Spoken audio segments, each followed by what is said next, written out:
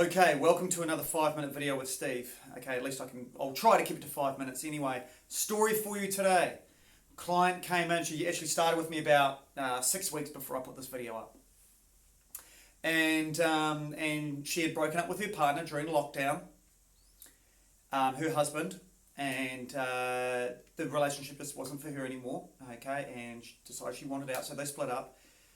He moved on first. She wasn't too happy with that. She sort of wasn't really part of her plan that he was going to move on. But first thing, she came in here and we talked about this. And I said, it's unfair for you to, hold this thing against your husband because he's moved on first when you didn't want to be in this relationship. Go to him and tell him that, one, that you're not going to get back together because you're not interested in doing that based on what you've told me. And tell him to move on and wish him the best of luck and thank him for the good years that you have had. She left my place, my house. She went straight to her husband's place. We didn't plan it that way, but she told me a couple of days later. And she went there and she told him, she gave him her blessing, go and move on, good luck, I want you to have a great life, all this kind of stuff. He deserves to have a good life. It's not like he's a bad guy or anything like that, okay? So he's sort of moving on, with his own life. About 6 weeks after that, okay, so around the time of this video now, she's coming to my classes and she came in and she said, oh look, I've hit a bit of a roadblock with my results. I'm not really, getting anywhere at the moment. Been feeling a bit lonely as well. And I said to her, are you feeling lonely or are you free?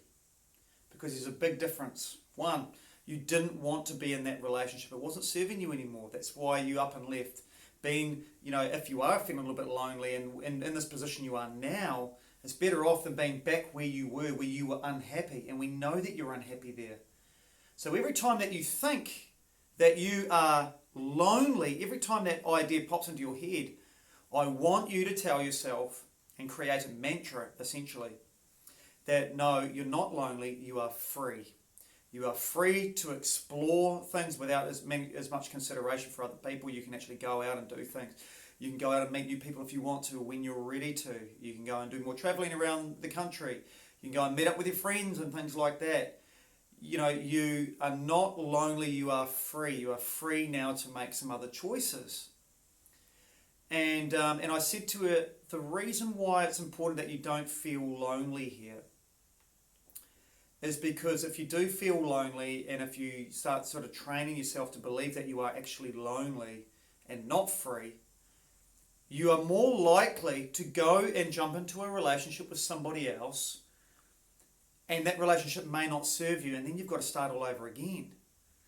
Okay, because you're trying to satisfy this loneliness by having somebody care for you and nurture you and have intimacy and all this kind of stuff to make you feel better about yourself, make you feel more secure. But that's not the right reason to get into a relationship anyway.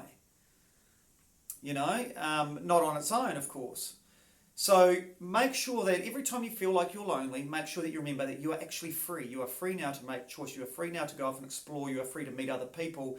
You are free to take the time that it needs for you to meet the right person for you and know what you want in that person and those values that you want to see in that person that are going to complement you and that you can have that patience to wait for that person to come into your life and you can let go of the loneliness and let go of the bondages of any other emotions that that are still sort of holding on for dear life from the ashes of that previous relationship.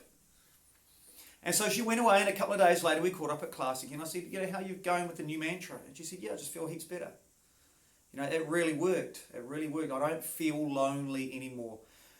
The point of the story for you guys out there listening is that, we fall into these ideas of how we sort of, I just call it a mantra, the way that we think about things. I've had to learn this myself. And, when we think one way about a certain person or a certain topic or about ourselves, we fall into that habit. And if you don't recreate a new habit with a new mantra and you flip that thought process that you've got now onto its head and look at the other side of the coin and find an opportunity in where you are right now, you can't really move forward. It's going to be hard for you to move forward at the very least.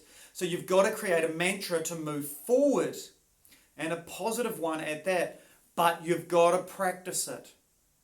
It is not one thought process, it is not one decision, it is practicing that thought process every time that bad habit steps into your mind. You need to download your new mantra to be able to push that old mantra to the side and let go of it for good so that you can move on and find your freedom that you deserve, okay?